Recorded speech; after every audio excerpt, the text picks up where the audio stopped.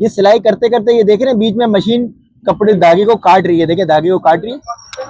देखिए ये जो मसला आता है ना, इसकी वजह ये होती है, नए मशीनों में बेशुमार मसाइल होते हैं। जैसे ये कमेंट आया, आप हमें कमेंट कर दिया करें, जो भी मसला हो आपके लिए भी इंशाल्लाह जरूर वीडियो बनाएंगे।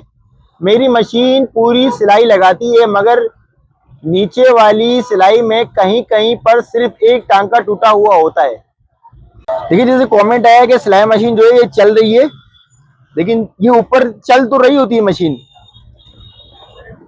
लेकिन जब इसको कपड़े को जब बाहर निकालते हैं मशीन के, तो ये देखें, ये सिलाई करते करते ये देख रहे हैं बीच में मशीन कपड़े धागे को काट रही है। देखिए धागे को काट रही है।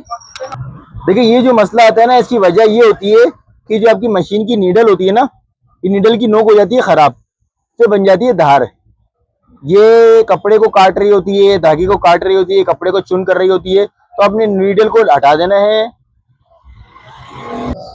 नई नीडल को लगा देना है इधर, और इस स्क्रू को कर देना है टाइट।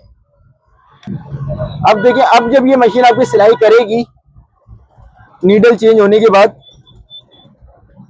ये देखिए आप, अब जो सिलाई का फॉल्ट था, ये जो धागे कपड़े काट रही थी, धागे काट रही थी, अब ये मसला इंशाल्लाह हल हो जाएगा नीडल चेंज होने के बाद। आप